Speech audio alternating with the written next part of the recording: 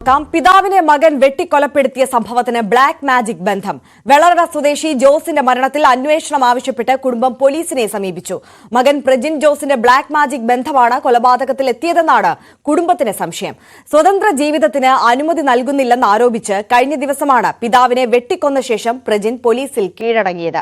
പ്രജിന്റെ മുറിയിൽ കുടുംബാംഗങ്ങൾ നടത്തിയ പരിശോധനയിൽ ചില ബിംബങ്ങളും കൂട്ടിയിട്ടിരുന്ന നിലയിൽ മുടിയും ചില പ്രത്യേകതരം ആയുധങ്ങളും കണ്ടെത്തിയിരുന്നു.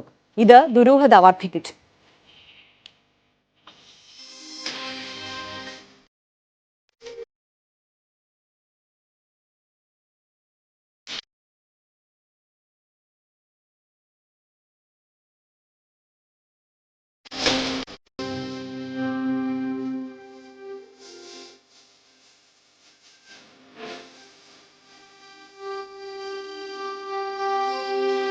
വളരെ ഭയാനകമായ രീതിയിലാണ് ആ റൂം ക്രമീകരിക്കപ്പെട്ടിട്ടുള്ളത്. കാണുമ്പോൾ തന്നെ കാണുന്ന ഒരു വ്യക്തിക്ക് ആ റൂമിൽ പേടിക്കുന്ന രീതിയിലുള്ള സംഭവങ്ങൾ, അതിനകത്ത് ചില ആഭിചാര ക്രിയകൾ നടക്കുന്ന രീതിയിൽ കളിമണ്ണുകൾ, മറ്റ് ചില ബിംബങ്ങൾ, ഇതെല്ലാം അതിനകത്ത് അവൻ സൂക്ഷിച്ചിരുന്നു. ഞങ്ങളുടെ അറിവനുസരിച്ച് ഒരു സാത്താൻ സേവ എന്തോ പറയുന്ന ആ ഒരു പ്രക്രിയയിൽ അവൻ അകപ്പെട്ടു പോയിരിക്കുന്നു എന്ന് ബലമായി സംശയിക്കുന്നു. ഈ സിനിമ പിടിക്കുന്നതുമായി ബന്ധപ്പെട്ട് സിനിമ അഭിനയ രീതി പഠിക്കുന്നതിന് വേണ്ടി എറണാകുളത്ത് പോയി വന്നതിന് ശേഷമാണ് അവന് കൂടുതൽ അവൻ്റെ സ്വഭാവത്തിന് മാറ്റം വന്നത്. അവൻ ഏത് സമയത്തും രാത്രി 12 മണിക്ക് ശേഷം പോലും അവൻ അപ്പനും അമ്മയും ഇരിക്കെ അവരോട് ചോദിക്കാതെ പോലും ഇറങ്ങിപ്പോകും. ആ സമയത്തും ഏതെങ്കിലും സമയത്തും മടങ്ങി വരും. ചോദിച്ചാൽ മറുപടിയില്ല. ചിലപ്പോൾ ദേഷ്യപ്പെടും. പ്രജിൻ്റെ ഭാഗത്തു നിന്ന് ഈ മാതാപിതാക്കളെ ഭീഷണിപ്പെടുത്തി ചോദിക്കുമ്പോഴെല്ലാം പൈസ, അത് 10 രൂപയായാലും 10,000 രൂപയായാലും ലക്ഷങ്ങളായാലും ചോദിക്കുന്ന സമയത്ത് അവന് കൊടുക്കണം എന്നുള്ള ആ വാശി, അതിൻ്റെ പേരിൽ ഈ പാവപ്പെട്ട ഈ പിതാവും മാതാവും അനുഭവിച്ച ക്രൂരത, അവർ ഏറ്റ ആ മർദ്ദനത്തിന് ഒരു കണക്കുമില്ല. ആ പിതാവിൻ്റെ മുഖത്ത് കാർക്കിച്ച് തുപ്പി ആ പിതാവ് ഇരു കൈയും എടുത്ത് കൂപ്പി വളരെ വിഷമതയോടെ ഇരുന്നിട്ടുള്ള ദിവസങ്ങൾ, അത് ഞങ്ങളോട് ആ മാതാവ് ആ അഭിപ്രായം ഞങ്ങളോട് പങ്കുവച്ചത്. വിവരങ്ങളുമായി അരുൺ മോഹൻ നമുക്കൊപ്പം ചേരുകയാണ്. അരുൺ, നമ്മുടെയൊക്കെ പൊതുബോധത്തിന് ഒരിക്കലും അംഗീകരിക്കാൻ കഴിയാത്ത ഈ ബ്ലാക്ക് മാജിക് പോലുള്ള വിഷയത്തിലേക്കൊക്കെയാണ് ഈ കുടുംബം സംശയം വിരൽ നീട്ടുന്നത്.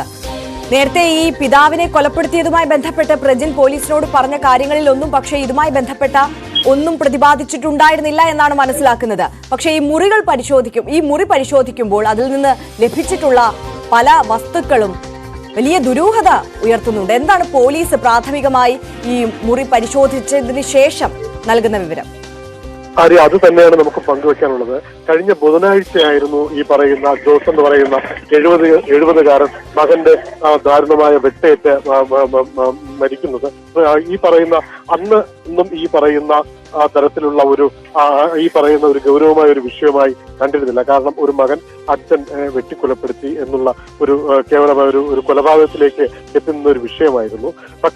എന്നിരുന്നാൽ അതിൽ നിന്നൊക്കെ മാറി ഇതിന് പിന്നിൽ ഈ പറയുന്ന ഇത്തരത്തിലുള്ള ചില ആഭിചാര കർമ്മങ്ങൾ അല്ലെങ്കിൽ ബ്ലാക്ക് മാജിക് പോലുള്ള സംഭവങ്ങൾ ഉണ്ട് എന്ന് ഉറപ്പിക്കുന്ന തരത്തിലേക്ക് ഈ വിഷയങ്ങൾ വഴിമാറിക്കൊണ്ടിരിക്കുന്ന ഒരു സാഹചര്യമാണ് ഇപ്പോൾ നമുക്ക് മനസ്സിലാക്കാൻ കഴിയുന്നത്. കാരണം ആദ്യം ഈ കൃത്യം നിർവഹിച്ച ശേഷം ഈ പറയുന്ന പ്രജിൻ വെള്ളറട പോലീസ് സ്റ്റേഷനിലെത്തി തന്റെ മാതാപിതാക്കൾ തനിക്ക് സ്വാതന്ത്ര്യം നൽകുന്നില്ല, ജീവിക്കാൻ അനുവദിക്കുന്നില്ല എന്ന മൊഴിയോടുകൂടിയായിരുന്നു സ്റ്റേഷനിലെത്തുന്നത്. ഇത് തന്നെയായിരുന്നു സമൂഹവും അറിയുന്നത്, പൊതുജനം അറിയുന്നത്. അതായിരിക്കാം ഒരുപക്ഷെ ഈ ഒരു യുവാവ് ഇത്തരം ഒരു ക്രൂരകൃത്യത്തിന് ചെയ്തത് എന്നുള്ളതായിരിക്കും ആണ് ആദ്യം മനസ്സിലാക്കിയത്. പക്ഷേ അതിനുശേഷമാണ് ഈ പറയുന്ന പ്രജിന്റെ അമ്മ അല്ലെങ്കിൽ ജോസിന്റെ ഭാര്യ ഉൾപ്പെടെ തങ്ങൾ നേരിട്ടിരുന്ന ക്രൂരമായ പീഡനങ്ങളും ദുരിതങ്ങളും ബന്ധുക്കളോട് പങ്കുവയ്ക്കുന്നത്. ബന്ധുക്കൾ ഉൾപ്പെടെ നടത്തിയ പരിശോധനയിലാണ് ഈ പറയുന്ന യുവാവിന്റെ റൂമിലേക്ക് എത്തിയതും അവിടെ കണ്ട ഈ കാഴ്ചകളൊക്കെ കാണുന്നത്.